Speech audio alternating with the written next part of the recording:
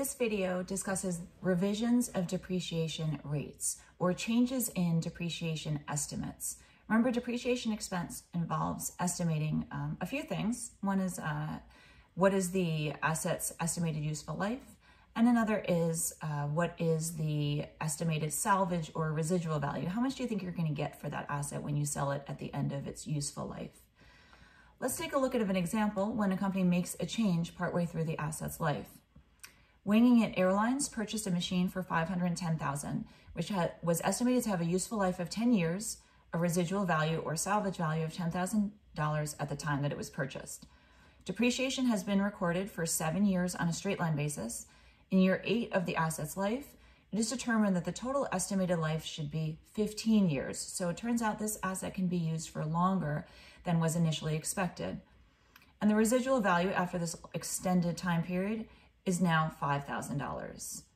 First question is, what is the journal entry to correct the prior year's depreciation? So now that we know how long this asset can actually last for us, how long we can actually use it in our business, this tells us that we were depreciating too much previously when we thought it was only going to last for 10 years. Well, do you remember back from when we discussed the income statement and we talked about changes in accounting estimates? Remember, we looked at some examples of when a company changes its estimate of bad debts expense. What did it do to prior year's estimates? We did nothing. We just left it alone. We don't go back and restate. These are estimates. They're not exact. So we don't go back and change our previous financial statements. We don't record any adjusting entries and no adjustments to beginning retained earnings. All we do is in the year that the change was made, in this example, it's in year 8, we just calculate the depreciation based on the asset's book value at that time over its remaining useful life, and of course, taking into account the new residual value. So no entry is required. Now to calculate depreciation expense, that's going to take us a few steps. So let's work this problem out. The first thing that we need to do is calculate the beginning book value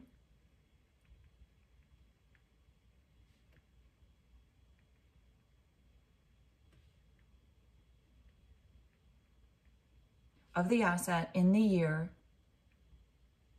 the estimate is revised. And now, again, the estimate can be the estimate of the useful life, the estimate of the residual value, or both. In this case, it's both.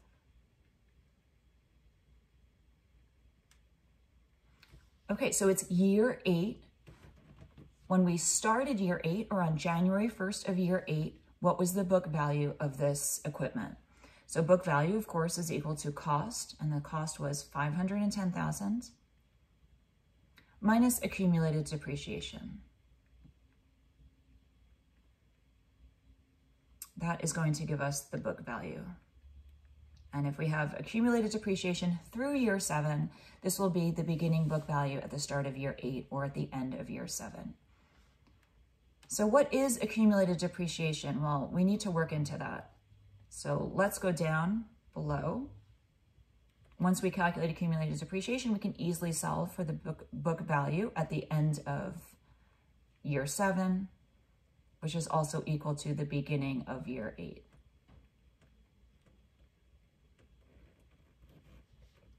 So at the end of year 7, how much depreciation had been recorded on this asset?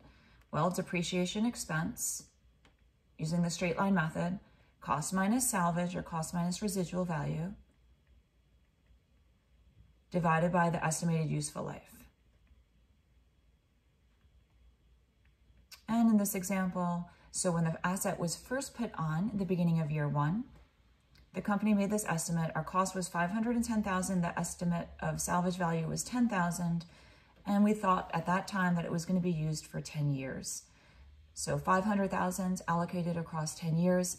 Each year, we recorded $50,000 in depreciation expense. And so how many years? We are now in the beginning of year 8. How many years of depreciation have been recorded? Let's take that depreciation expense per year of $50,000, or our annual depreciation expense, and multiply it by the number of years that we recorded this entry.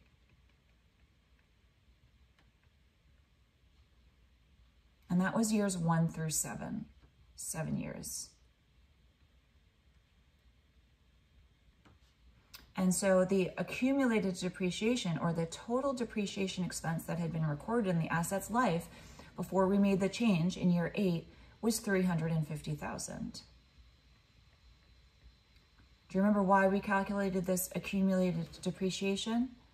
Let's put that amount up here in our calculation for book value.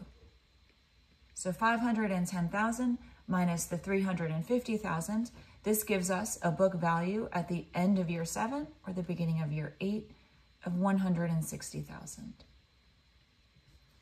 So now we've solved for step 1. The beginning of year 8, the book value of the asset is 160,000. So now we calculate depreciation expense using our new estimates as if we have an asset with an initial cost of 160,000. Calculate the new depreciation expense based on our beginning book value is similar to our cost at year 8 and the new estimates. Okay, so the depreciation expense, beginning book value, in the year estimate is revised, or in this case, the year the estimates are revised, minus the revised salvage value. In this year, that was changed as well. And divide this whole term so that this is just like a regular straight line, where instead of using cost, we're using our revised cost. And instead of using the initial salvage value, our revised or updated salvage value. And divide this not by the total 15 years, but by the number of years remaining in the asset's life.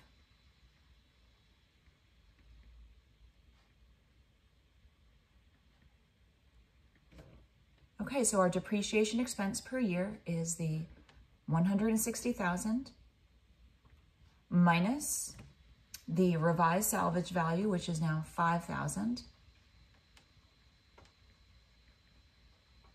And how many years are remaining?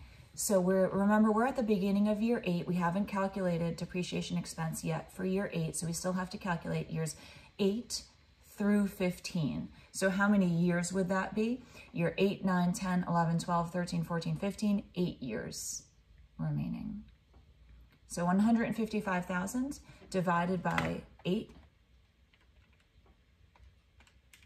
gives us annual depreciation expense of $19,375.